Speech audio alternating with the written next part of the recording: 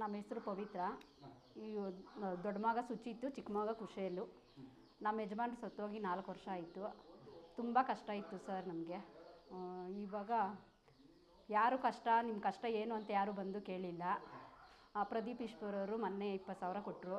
ಮಕ್ಕಳು ಭವಿಷ್ಯಕ್ಕೋಸ್ಕರ ಅದು ಸ್ವಲ್ಪ ಇದಾಗುತ್ತೆ ಸರ್. ಈ ಮುಂದೇನೂ ಒಂದು ಆಸೆ, ತುಂಬ ಕಷ್ಟ ಇದೆ ಸರ್ ಮನೆಯಲ್ಲಿ. ಏನಾದರೂ ಸ್ವಲ್ಪ ಸಹಾಯ ಮಾಡಿ ನಮ್ಗೆ ಇದು ಮಾಡಿ ಸರ್. ಪ್ರದೀಪ್ ಈಶ್ವರವರು 20,000 ಕೊಟ್ಟರು. ಮಕ್ಕಳು ಮೊನ್ನೆ ಸ್ಕೂಲಲ್ಲಿ ಬಟ್ಟೆಗಳು ಎಲ್ಲ ಕೊಟ್ಟವ್ರೆ, ಎಲ್ಲ ಇದು ಮಾಡಿದ್ದಾರೆ ಸರ್. ತುಂಬ ಖುಷಿಯಾಗುತ್ತೆ. ಅದೇ ಆಂಬ್ಲೆನ್ಸು ಎಲ್ಲ ಬಿಟ್ಟಿದ್ದಾರೆ ಸಾರು, ಅದರಿಂದ ತುಂಬ ಹೆಲ್ಪ್ ಆಗುತ್ತೆ ಸರ್. ಮುಂದೇನೂ ಅವರೇ ಇರಬೇಕು ಅಂತ ಖುಷಿಯಾಗುತ್ತೆ ಸರ್. ಯಾರು ಇಷ್ಟು ಮಾತ್ರ ಬಂದು ಕೇಳಿಲ್ಲ. ಮನೆ ಬಾಗಿಲು ಬಂದು ಇವರು ಬಂದು ಕೇಳ್ತಾ ಇದ್ದಾರೆ, ನಿಮ್ಮ ಮಕ್ಕಳು ಭವಿಷ್ಯ ಏನು ಅಂತೇಳ್ಬಿಟ್ಟು ಎಲ್ಲ ಸ್ವಲ್ಪ ದುಡ್ಡು ಕೊಟ್ಟು ಸಹಾಯ ಮಾಡ್ತಾಯಿದ್ದಾರೆ ಸರ್. ಚೆನ್ನಾಗಿ ಓದಬೇಕು ಸರ್, ಅವರು ಓದಬೇಕು, ದೊಡ್ಡ ಇದಾಗಬೇಕು ಅಂತ ಆಸೆ ಸರ್. ಅದೇ ನಾವು ಇದ್ದೀರಿ, ನೋಡ್ತೀರಿ, ಓದಿಸ್ತೀರಿ, ನಾವು ಎಷ್ಟೇ ಕಷ್ಟ ಆಗಲಿ ನಾವು ಓದಿಸ್ತೀರಿ ಅಂತೇಳಿದ್ದಾರೆ ಸರ್. ಮಕ್ಕಳದು ನಾವು ನೋಡ್ಕೊತೀರಿ ಅಂತೇಳಿದ್ದಾರೆ ಸರ್. ಅಷ್ಟು ಮಾತ್ರ ಬಂದು ಯಾರು ಇವಾಗ ಬಂದು ಕೇಳಿಲ್ಲ ನಿಮ್ಮ ಕಷ್ಟ ಏನು ಅಂತೇಳ್ಬಿಟ್ಟು ಈ ಸಾರ್ ಬಂದು ಕೇಳ್ತಾ ಇದ್ದಾರೆ, ಪ್ರದೀಪ್ ಈಶ್ವರ ಸಾರು. ಖುಷಿಯಾಗುತ್ತೆ ಸರ್. ಅವರು ಓದೋದು ಸ್ವಲ್ಪ ಇದು ಡೌನ್ ಇದಿದ್ದಾರೆ ಸರ್. ಅವರು ಓದಿಸ್ಬೇಕು ಅಂತ, ಆದರೂ ಅವ್ರು ಓದ್ತಾ ಇಲ್ಲ, ಏನು ಮಾಡೋದು ಸರ್. 4 ವರ್ಷ ಆಯಿತು ಸರ್ ನಮ್ಮ ಯಜಮಾನ್ರು ಸತ್ತೋಗಿ. 4 ವರ್ಷದಿಂದ ಕೂಲಿ ಮಾಡಿ ಮಕ್ಕಳನ್ನ ಸಾಕ್ಕೊಂಡು ತುಂಬ ಕಷ್ಟಪಟ್ಟು ಸಾಕ್ತಾಯಿದ್ದೀರಿ ಸರ್.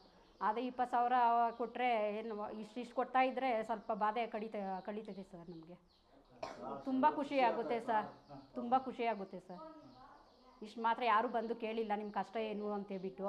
ಪ್ರದೀಪ್ ಈಶ್ವರ್ ಸರ್ ಬಂದು ಕೇಳ್ತಾ ಇದ್ದಾರೆ, ನಿಮ್ಮ ಮಕ್ಕಳು ಏನು ಅಂತೆಲ್ಲ ವಿಚಾರಿಸ್ಕೊತಾರೆ. ಅಷ್ಟಿಷ್ಟು ಸ್ವಲ್ಪ ದುಡ್ಡು ಅಮೌಂಟು ಎಲ್ಲ ಕೊಡ್ತಾಯಿದ್ದಾರೆ.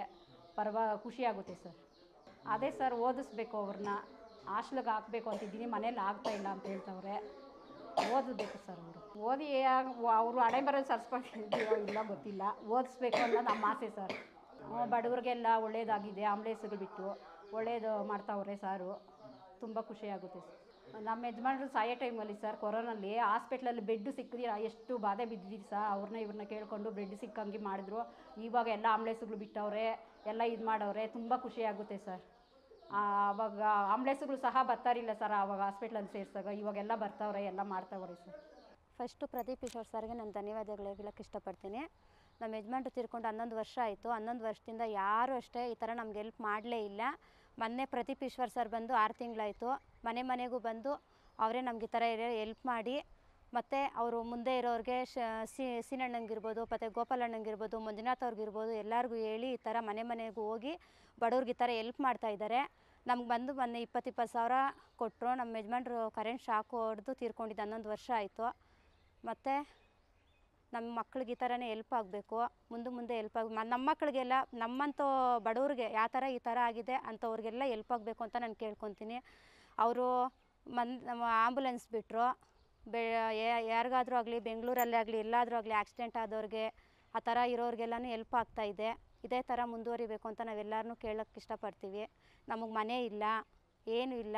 ನಮ್ಮ ಮಕ್ಕಳು ತುಂಬ ಕಷ್ಟಪಡ್ತಾಯಿದ್ದಾರೆ. ಎಲ್ಲ ಮಕ್ಳಿಗೂ ಈ ಥರ ಹೆಲ್ಪ್ ಆಗಬೇಕು ಅಂತೇಳಿ ನಾವೆಲ್ಲರೂ ಈ ಥರ ಬೇಡ್ಕೊತೀವಿ. ಮಕ್ಕಳು, ನನ್ನ ಮಗ ಬಂದು 8ನೇ ಕ್ಲಾಸು, ನನ್ನ ಮಗಳು 5ನೇ ಕ್ಲಾಸು. ನಮ್ಮ ತಾಯಿ ಮನೇಲಿದ್ದೀನಿ, ನನಗೆ ಮನೆಯೂ ಇಲ್ಲ ಇವಾಗಿರೋಕ್ಕೆ. ಕರೆಂಟ್ ಶಾಕ್ ಹೊಡೆದು ತೀರ್ಕೊಂಡಿದ್ದೆ ಸರ್. 11 ವರ್ಷ ಆಯಿತು. 11 ವರ್ಷದಿಂದ ನಮ್ಗೆ ಯಾರು ಈ ಥರ ಹೆಲ್ಪ್ ಮಾಡಲೇ ಇಲ್ಲ.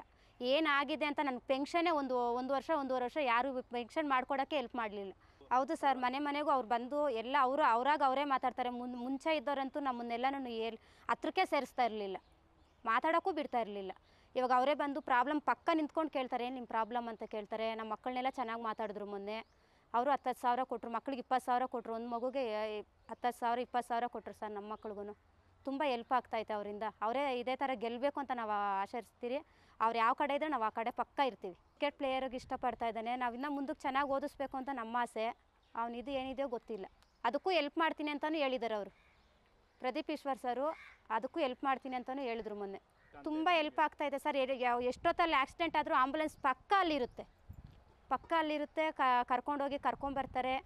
₹1 ಖರ್ಚಿಲ್ಲದೆ ಎಲ್ಲ ಇದು ನಿಭಾಯಿಸ್ತಾ ಇದ್ದಾರೆ ಅವರು. ಅವರೆಲ್ಲೇ ಇರಲಿ, ಅವ್ರಿಗೆ ಆಯುಷು ಆರೋಗ್ಯ ಕೊಟ್ಟು ಅವ್ರನ್ನ ದೇವ್ರು ಚೆನ್ನಾಗಿ ಕಾಪಾಡಿ ನಮ್ಮಂಥ ಬಡವ್ರಿಗೆ ಹೆಲ್ಪ್ ಮಾಡಲಿ. ಒಂದು 10 ಜನ ಮಕ್ಕಳಿಗೆ ಹೆಲ್ಪ್ ಆಗಲಿ ಅಂತ ನನ್ನ ಮಕ್ಕಳಿಗೆಲ್ಲ, ಎಲ್ಲ ಮಕ್ಕಳಿಗೂ ಹೆಲ್ಪ್ ಆಗಬೇಕು ಅಂತ ನಾವು ದೇವರಲ್ಲಿ ಪ್ರಾರ್ಥನೆ ಮಾಡ್ತೀವಿ.